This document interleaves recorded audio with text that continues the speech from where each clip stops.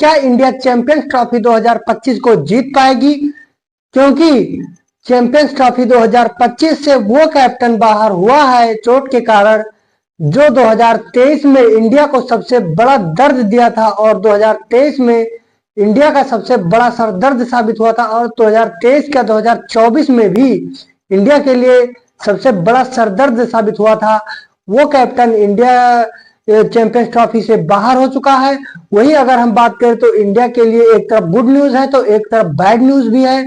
तो आइए देखते हैं कि इंडिया के लिए क्या क्या गुड न्यूज है और क्या क्या बैड न्यूज है। तो वीडियो में जो सबसे बड़ी इंडिया के लिए बैड न्यूज है वो ये है कि टीम इंडिया के लिए चैंपियंस ट्रॉफी में जसप्रीत बुमराह नहीं खेलेंगे। ये बीसीसीआई ने मोहर लगा दी है। अभी इंग्लैंड से जो T20 सीरीज हुई है, उसके बाद में जो ओडीआई सीरीज शुरू है, उसमें ये इंडिया के जो मेन बॉलर अभी 2016 से लेकर अभी तक जसप्रीत बुमराह इंडिया के मेन बॉलर हुआ करते थे, मेन बॉलर भी हैं। तो जसप्रीत बुमराह को इस सीरीज से बाहर कर दिया गया है, लेकिन इस सीरीज के साथ साथ जसप्रीत बुमराह को चैंपियंस ट्रॉफी से भी बाहर होना पड़ा है और जसप्रीत बुमराह को चैंपियंस ट्रॉफी से बाहर कर दिया गया है। मोहम्मद शमी की एक तरफ वापसी हुई है, लेकिन जसप्रीत बुमराह टीम से बाहर हुए हैं। तो इंडिया को देखना होगा कि चैंपियंस ट्रॉफी में जसप्रीत बुमराह की कमी तो खलेगी ही खलेगी। अगर हम बात करें मोहम्मद शमी और जसप्रीत बुमराह की जोड़ी 2023 में जो ओडीआई वर्ल्ड कप हुआ था, उसमें इन दोनों की जोड़ी काफी कमाल दिखाने में कामयाब हुई थी। इंडिया को मैचेस जिताए थे। एक गलती की वजह से इंडिया चैंपियंस ट्रॉफी हारी थी, सॉरी T20 वर्ल्ड कप हारी थी, लेकिन इस बार तो जसप्रीत बुमराह ही ओडीआई T20 चैंपियंस ट्रॉफी से बाहर हुए हैं।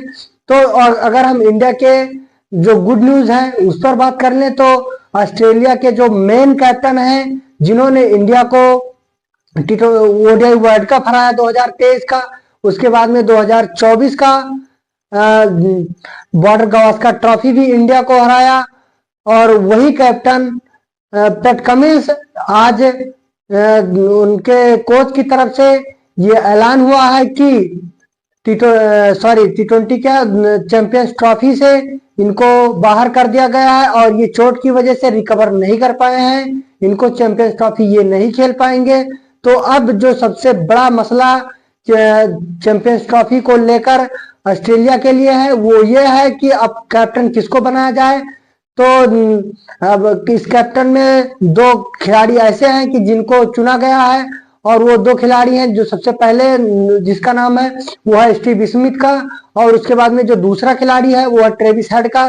क्योंकि अगर हम बात करें स्टीव स्मिथ की तो 2015 का जो ओडीआई वर्ल्ड कप हुआ था वो भी स्टीव स्मिथ के नेतृत्व में हुआ था, और इंडिया को 2015 में स्टीव स्मिथ की कप्तानी में इंडिया को हार का सामना करना पड़ा था। और उसके बाद में 2023 का ओडीआई वर्ल्ड कप हुआ, उसमें इंडिया को भी हार का सामना करना पड़ा ऑस्ट्रेलिया से।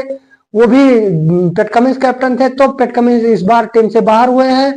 और ऑस्ट्रेलिया के एक और तेज गेंदबाज मिचेल मार्श भी इस श्रृंखला से बाहर हुए हैं, आईसीसी टूर्नामेंट से बाहर हुए हैं। तो आइए एक बार नजर डाल लेते हैं कि ऑस्ट्रेलिया की जो प्लेइंग 11 है वो क्या रहने वाली है। ऑस्ट्रेलिया की प्लेइंग 11 है वो इस प्रकार है: एलेक्स कैरी, और उसके बाद में ट्रेविस हेड, फिर वही जॉश इंग्लिश को भी इस टीम में चुना गया है, मार्नस लबुशेन है, फिर उसके बाद मैथ्यू शॉर्ट है, फिर उसके बाद में अगर हम अगले प्लेयर की बात करें तो स्टीव स्मिथ है, वही और हार्डी को भी टीम में चुना गया है, फिर उसके बाद में ग्लेन मैक्सवेल है, मार्कस स्टोइनिस है, फिर वही नेथन एलिस को भी टीम में चुना गया है, फिर मिचेल स्टार्क है, फिर उसके बाद में जो आखिरी प्लेयर है वो एडम जेम्पा और जोश हैजलवुड।